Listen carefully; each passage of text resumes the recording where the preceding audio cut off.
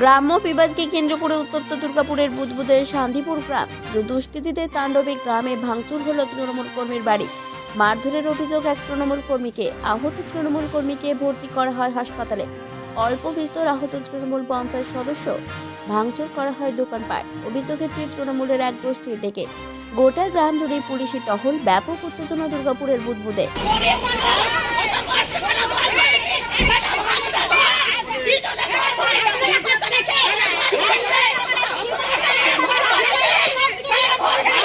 এক তৃণমূল কর্মীর বাড়ি ভাঙচুর করা হয়। মারধর করা হয় কালীপদ বাগদি নামের এক তৃণমূল কর্মীকে।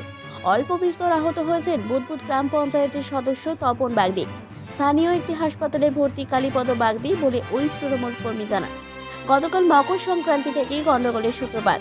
আহত তৃণমূল কর্মী কালীপদ বাগদির পরিবারের অভিযোগ, যারা বাড়ি ভাঙচুর করতে এসেছিল এরা সকলেই তৃণমূল করে। এমনকি মারধরের ঘটনায় জড়িত এরাই। দলের একাংশের বিরুদ্ধে একই অভিযোগে সরব হয়েছে বুদবুদ গ্রাম পঞ্চায়েতের স্থানীয় পঞ্চায়েত সদস্য তপন বাগদির স্ত্রী পদ্মা বাগদি।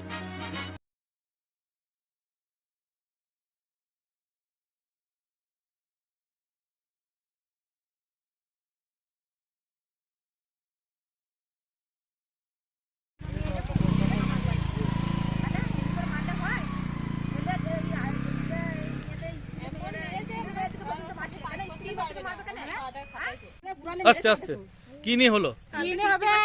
কালকে ফিস্টি করেছিল আর ছেলেগুলো ওখানে মদ খাচ্ছে, পুজে যে পড়া বাজলো তো মদ খাবি, হঠাৎ যে পুলিশে মেরেছে তো নাকি, ওইটা নিয়ে সূত্র লেখা আছে। পুলিশরা দায়ী থাকছে, পুলিশ দায়ী থাকে ঘর ভাঙা করাচ্ছে,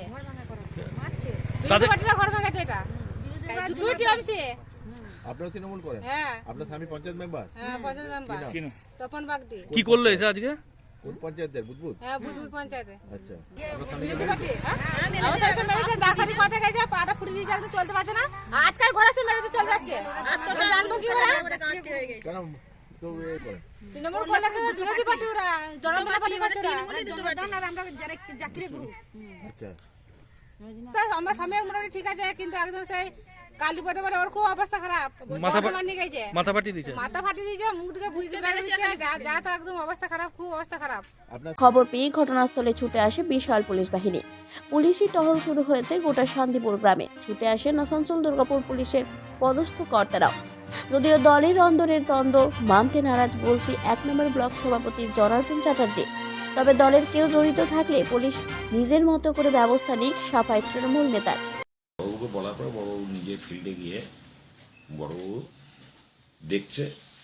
আমরাও চাইছি যদি দেখা যায় যে দুপক্ষ যেটা জড়াচ্ছে, আমি যেটুকু বুঝেছি এটা কিন্তু রাজনৈতিকভাবে দুটো এটা নয়, যে কোনো গ্রাম্য বিবাদকে এটা একটা ফেলে দেওয়া হচ্ছে রাজনীতিক রঙে। তো রাজনীতির রঙে ফেলে দিচ্ছে। সেখানে আমাদের ব্যাপারটা হচ্ছে কি, আমার কিন্তু গলসি থানা, বুদবুদ থানা দুটো জায়গাতেই আমার বলা আছে যে কে কী করছে না করছে, পরে প্রয়োজনে যদি দেখেন অসুবিধা বোঝেন দুপক্ষকেই আপনি ঢুকিয়ে দিন, যারা অশান্তি ছড়াবে। যদিও শাসকের গোষ্ঠীদ্বন্দ্বের বিষয়ে সরব হয়েছে বিজেপির জেলা নেতৃত্ব।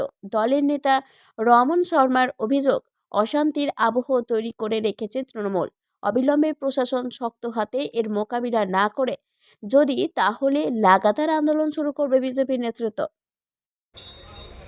আজ গলসি ১ নম্বর ব্লকের সন্ধিপুরে যে দৃশ্যটা দেখা যাচ্ছে, এটাই বাস্তবে পশ্চিমবঙ্গের উন্নয়ন। আজ তো মমতা ব্যানার্জি দেখতে পাচ্ছেন না।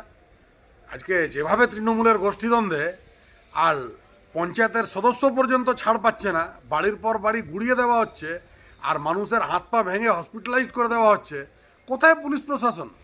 আমরা যে কথাটা বলতাম যে পশ্চিমবঙ্গে আইনের শাসন নয়, শাসকের আইন, আসলে বালিঘাট কোন গোষ্ঠী দখল করবে সেইটা নিয়ে শাসকেরই গোষ্ঠী কন্দল। তার জন্যই প্রশাসন নির্বিকার, প্রশাসন চুপ, কারোর মুখে কোনো একটা শব্দ ছাড়া নেই। এটাই বাস্তবে পশ্চিমবঙ্গের চিত্র।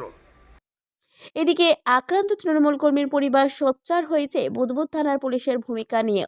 পুলিশের সামনেই ভাঙচুর ও মারধরের ঘটনা ঘটেছে বলে অভিযোগ।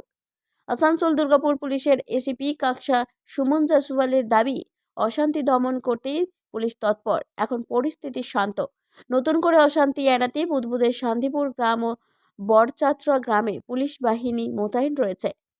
আতঙ্কে দোকানপাট বন্ধ, কার্যত বন্ধের চেহারা নিয়েছে দুর্গাপুরের বুদবুদের এই দুটি গ্রাম। বুদবুদ থেকে নিজস্ব প্রতিনিধির রিপোর্ট, 99 নিউজ বাংলা।